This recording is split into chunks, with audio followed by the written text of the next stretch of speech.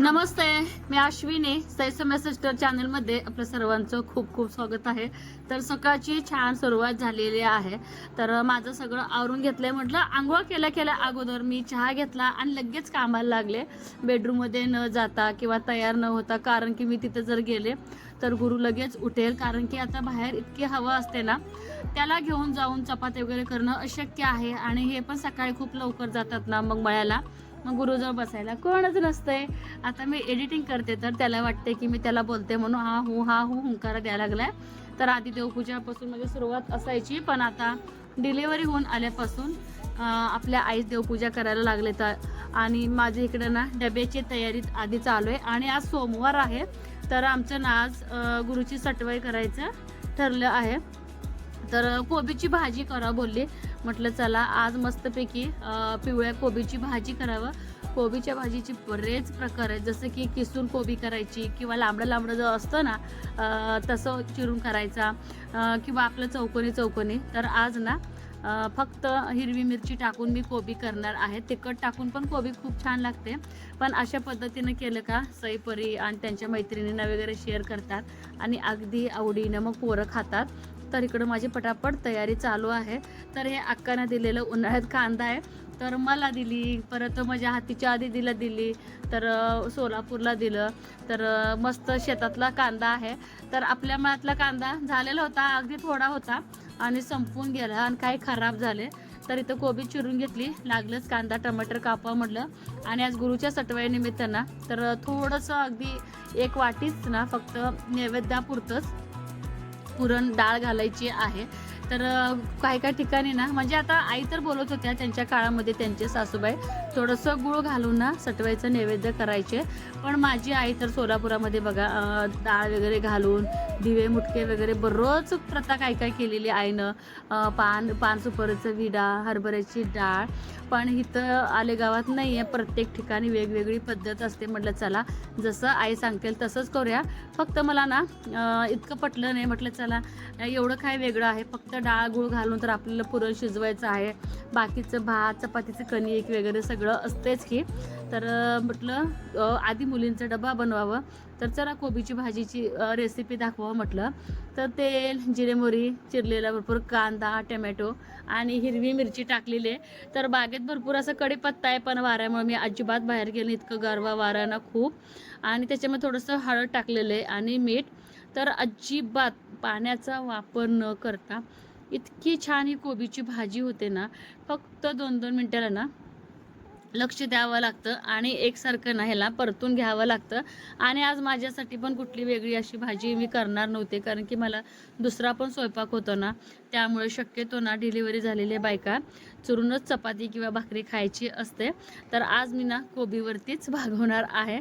आणि इतरांसाठी म्हणजे आईसाठी आणि ह्यांच्यासाठी सईपरी तर काय सकाळच्या जेवणाला नसतात, नॉर्मल काहीतरी सकाळी खाऊन जातात। म्हटलं चुलीवरती वांग ठेवावं, शिजत घालावं, म्हणजे काय होते बाकीची माझी जी कामं होस तर वांग शिजून जातं। चुलीवरतीच ना आम्ही तिथं शूट मी केलंच नाही, कारण की गुरु उठला होता, इतकी गडबड झाली होती ना नैवेद्य वगैरे लाटताना, म्हटलं चला भजी पापड तळताना तरी घ्यावं।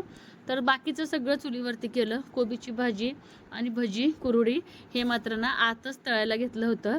आणि काल ना मुलं आली होती आणि ब्रेड फक्त एक शिल्लक होतं, म्हटलं चला त्या ब्रेडचा आता वापर काय करू, असंही आता भजीचं मी पीठ मळलं होतं। तर पॅटीस केलं एका ब्रेडचं, इतकं छान लागलं ना, एकच असल्यामुळं मला पण अगदी मी आवडीनं खाल्ले। अजून तर बेसनाचं काय प्रकार मी जास्तीचं खाल्लेलं नव्हते, पण आज मी 2-1 भजी आणि 1 ब्रेडचा पॅटीस देवावरनं आल्यानंतर मी खाल्लं होतं। तर मस्त इकडं आपले बघा भजी आणि कुरडी पापडी तळून झालेलं इथं। इकडं सईची घाई, तिला वेणी घालायची होती आणि इकडं गुरु उठला होता, तर ती फिरवत होती मजेनं। तेवढ्यात आशाताई आल्या, तर त्या गुरुला खेळवत होत्या, म्हटलं चला सईची वेणी तुम्ही घालून घ्या, म्हणजे गुरुच्या आंघोळी तयार करले ते। तर आज गुरुला आंघोळ आहे ना आशाताईनं घातलेलं आहे आणि मी वरनं घातलेलं आहे गुरुला आज आंघोळ। तर ना मी तयार झाले आता, तर 10:15 वाजले, सईपरी पण शाळेला गेले, गुरुला आंघोळ पण झाली आणि तो काय झोपला नाही, कारण की दररोज काय होते तर आंघोळ घातलं का त्याला दडपून झोपवलं का बांधून मग तो झोपत असतो, कपडे वगैरे घालण्यात वेळ गेला त्यामुळे तो जागा राहिलाय, हाय असंच पाळण्यात निवांत आहे। तर भजी पापडी पण सगळं तळलंय, तर ते पण ना मला आता नैवेद्य भरायचं आहे।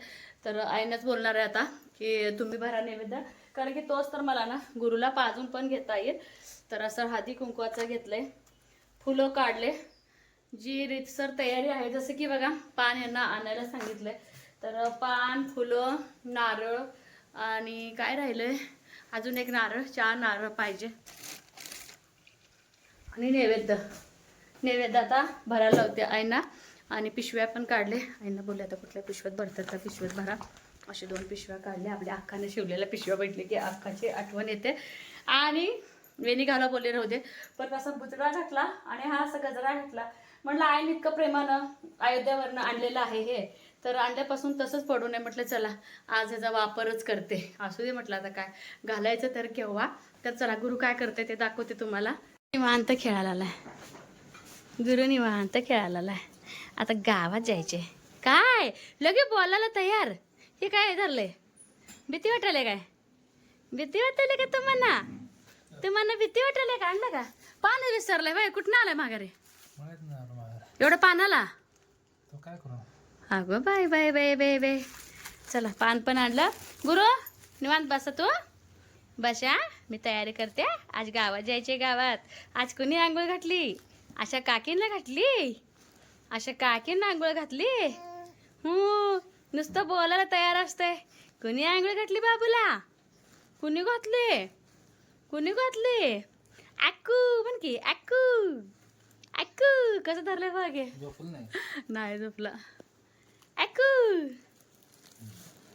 चला मी तयार होते, मला नैवेद्याचं भरायचं आहे. हिला मोठी होत नाही ना? हिला मोठी होईल काय? नाही ना? त्यात ना मग तुम्ही ते नैवेद्य बरोबर कसं भरताय? मळ्यात मी कशाला जाते, मळ्यात जात नाही काय. इथं इथं सवाष्णी जेवून यायला ते मग उद्या, तर उद्या सवाष्णीचा कार्यक्रम आहे अजून. मस्त जर करू लागायला थोडं काय तर नॉर्मल करायचं.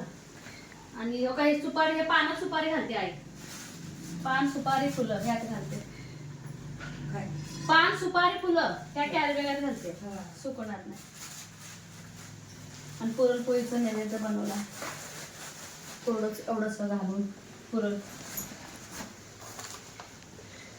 चुलीवरचं नैवेद्य वाऱ्यातला, तरी पण छान झालंय. आई ते ब्रेडचं पॅटीस केलंय, खाऊन घ्या काय तर तुम्ही पण आता. हा खायला तुम्हाला मी हातच ठेवते का, बांधता नाही. चला चला चला, अशा काकी आले बाळाला घ्यायला. काकी पण यायचे, तार काढूया. चला चला मग नारळाचं नैवेद्याचं गुरुचं जरा एक्स्ट्रा. हा ही घेता काय वजवाला? हा चला सटवाय करायला हो. चला तार काढते थांबा. मुराडी संघ आलाय. लकी सटवायचं आधीच बांधते आई. किती दिवस झालं बांधू ना, काय वाजत आहे? तुम्ही कधी आलाच नाही. आई आपणच येतोय निवदाला. ए सरक ओके कुत्र राखणदार देवाचा.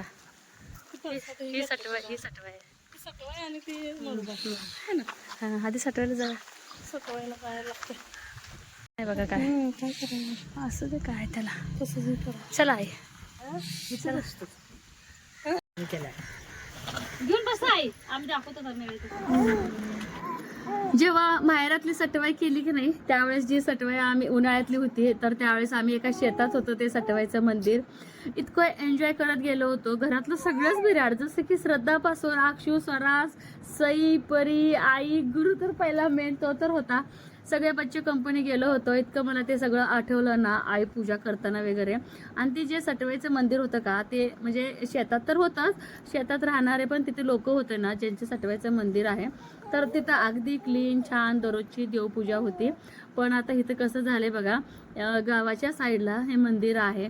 आणि शक्यतो बघा तिथं म्हणजे जेव्हा बायका डिलिव्हर होऊन जातात त्याच वेळी जातात. इतकं वाईट वाटलं ना, इतकं म्हणजे तिथं घुशीनं उकरलेले वगैरे होतं. अक्षरशः मला पूजा करताना पण भीती वाटत होती, इतकं खराब म्हणजे अवस्था झाली होती. तर आधी ना देवाला पाणी वगैरे ओतून घेतलं, हळद कुंकू लावलं, बागेतली फुलं नेली होती, जे नैवेद्य तयार केलं होतं नैवेद्याचं ठेवलं, पान सुपारीचा विडा ठेवला आणि नारळ फोडून घेतला. असं एक पण होतं की एका झटक्यात नारळ फोडायचा. तर नारळ पण वाढवून घेतला तर छान वाटत होतं हे पूजा करताना, कारण की किती दिवस झालं जेव्हापासून मी माहेरातून आले होते का तेव्हापासून माझं चाललं होतं की आमचं की सटवाई पूजन कधी करायचं. तर आई आहे ना मंदिराच्या बाहेरच गुरुला घेऊन बसल्या होत्या, कारण की आतमध्ये जास्तीची जागा पण नव्हती आणि गुरुला ठेवण्यासारखं पण नव्हतं. तर गुरुला सटवाईचं दर्शन घेतलं आणि गुरु इतकं गार हवा होती ना आजची, तर त्या गार हव्याने ना गुरु झोपला. परत मरगूबाईच्या मंदिरात आलो. तर अगदी सटवाईच्या शेजारीचं हे मंदिर आहे. तर तिथं पण सेम देवाची छान अशी पूजा करून घेतली आणि गुरुचं दर्शन करून घेतलं. तर परत आम्ही बाहेर निघायला घेतलो. आज लकीनं म्हणजे त्रास काय दिला नाही, पण लकीमुळं काय होऊन जाते, इतर कुत्री येतात. पण इतर कुत्री का आले नाहीत त्याचं पण काय वाटलं नाही. पण आम्ही मंदिरात गेल्यानंतर आमच्यापेक्षा घाई लकीलाच होती. किती लकीला तुम्ही जा बाबा हा बाबा म्हटलं तर लकीचं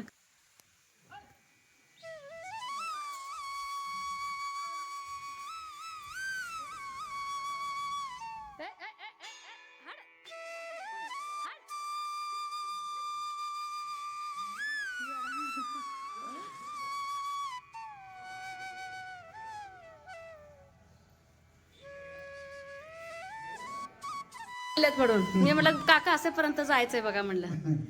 आनंद वाटलं मला. आला बघा प्रसाद.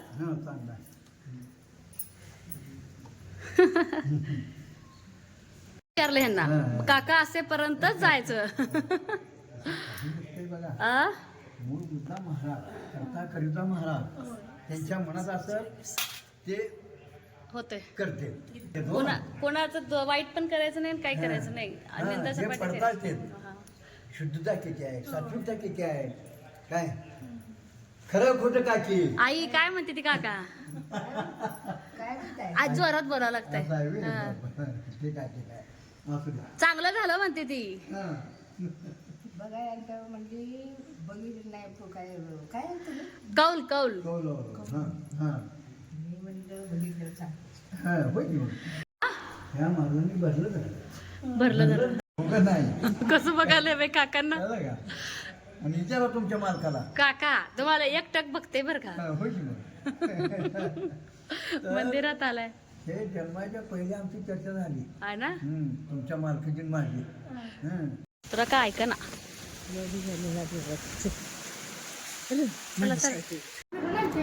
नाताचं दर्शन घेतलं. नाताचं दर्शन झाल्यानंतर आईंचा जिथं संसार थाटला होता नवीन लग्न झाल्यानंतर त्या वाड्यात गेलो, म्हणजे आमच्या वाड्यात गेलो. आता सगळं पडलेलं आहे, पण प्रत्येक वाड्यामध्ये ना ताईबाई असते.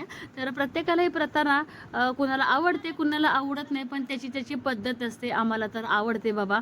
लकी जिथं जाईल तिथं आला होता. तर ताईबाईला पण ना छान पाणी वगैरे हे करून शिंपडून हळद कुंकू वगैरे सगळं लावून घेतलं. पान सुपारी फुलं जे का आहेत नैवेद्य वगैरे सगळं ठेवून घेतलं. तर ताईबाईला ना लेकरा बाळाची आई म्हटलं जातं. खरं सांगू का, जेव्हा गुरुला भरपूर अशा प्रमाणात ना घामोळ्या आल्या होत्या, अक्षरशः आम्ही दवाखाना करून दमलो होतो. घामोळ्या म्हणण्यापेक्षा खूप डेंजरस असं फोडं आलेले म्हटलं तरी चालेल. नुसतं मी घरात बसून ताईबाईला मी बोलले की देवी काही पण कर, 2 नारळ वाढवते पण म्हणजे गुरुचं कमी होऊ दे. तर तुम्हाला सांगते, तर गुरुचं थोडं थोडं थोडं का होईना लगेच कमी यायला लागलं. तुम्ही हे श्रद्धा समजा किंवा अंधश्रद्धा समजा, तर थोडंफार नारळ वगैरे यांना वाढवायला सांगितलं. तर अशी ताईबाईची किमिया आहे बघा आमची.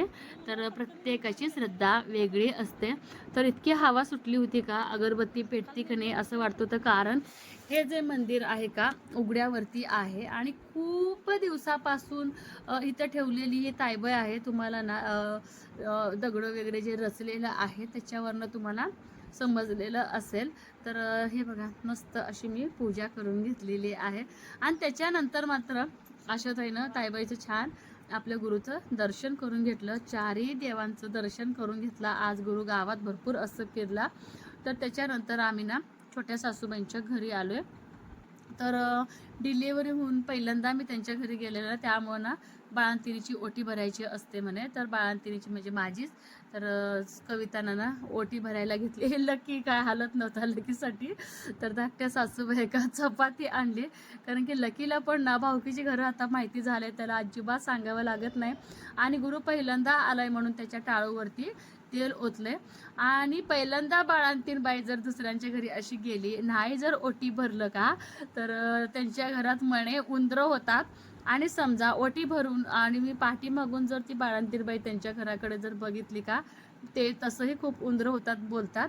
तर अशी काय प्रथा आहे, मला पण हे काय माहीत नाही. तर गुरुच्या टाळूवरती ना आज तेल ओतलेलं आहे आणि ज्यांच्या घरी पहिल्यांदा असं बाळ जाते ना असं टाळूवर तेल ओततात. कसा वाटला आजचा ब्लॉग?